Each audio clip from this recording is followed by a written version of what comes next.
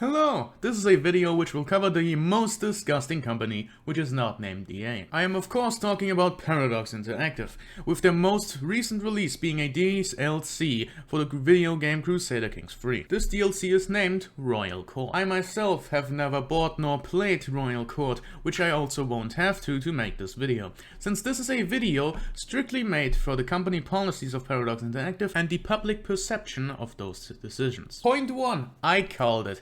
And I got ridiculed for it, ratioed even, but I called that the DLC would be a very bad thing. This is a brag point, by the way. I'm gonna go to point 2 now. Point 2, it is $30. If you don't understand why $30 DLC might be a very scummy thing to do, let me elaborate. The following games are what many regard to be fantastic video games, which does not mean that I find them particularly fun to play.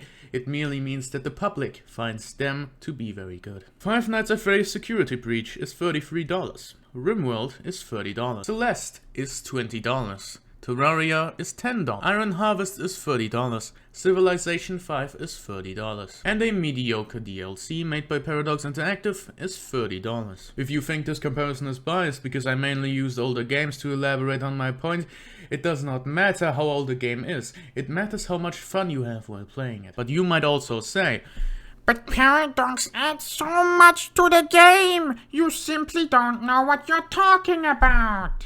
well, I would argue that you don't know what you're talking about. And it is not even your fault. It's the fault of Paradox Interactive and their scummy Steam page. The Steam page of CK3 Royal Court straight up lies to you. It does not distinguish between the free update that came with the DLC and the DLC itself. You have to go out and find it on your own, what is actually in the goddamn DLC. Three most obvious examples of this being the culture update, the inventory system, and the item update. All of which are fully, or at least part of it, in the free update. But the Steam page tries to make it seem like they are part of the DLC, so promising you more than you will actually receive on the official Steam page of the DLC. Only the room and hybrid cultures are actually part of the Royal Court DLC. Now I would tell you if some certain parts of the update are free or not, but I can't tell you because the DLC page won't tell me! The normal price for a Paradox DLC is around $15, which is a lot on its own.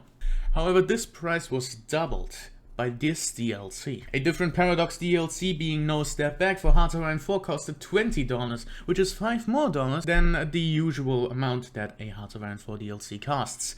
But it made up for it in great content and is an overall positive reaction by the community all around. Now, I'm not saying that No Step Back is what Paradox should do going forward. I think the DLC policy can go up my bum, but it is a way better thing than what we currently have with Royal Court. It is a simple show on how Paradox is getting progressively worse. Point 3. The competition, or more accurately, the lack thereof. The biggest actual competition that Paradox Interactive is facing with the grand strategy games is the frankly very awful Power and Revolution series, which receives yearly updates in forms of $50 games, which have nothing changed at all, except maybe a new mechanic added because Corona. This allows Paradox to literally do anything and get away with, as they are currently doing with Royal Court. Paradox has, since the release of CK2, Crusader Kings 2, had a policy of downloadable content for extra money. So they will basically give you more content if you pay them more, which is a bad policy.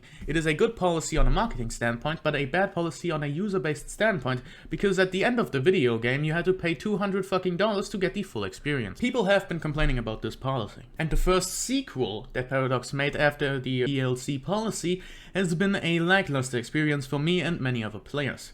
They think the game is lacking in actual depth and mechanical ingenuity, and the only thing that it has going for it is a better graphics. That's just true. I myself will always choose CK2 over CK3 because I do have Dwarf Fortress on my goddamn PC. Now, as soon as Paradox Interactive gets a competent competitor, this will likely change. They will likely give more free updates instead of more downloadable content where your people have to pay for it, because they want to leave the competition behind. The only reason they are getting away with it is because they're pretty much the only company that is currently making grand strategy games that aren't frankly awful. And no other company could provide that up until now, and it will probably not provide it in the near future, because Paradox Interactive is the market holder.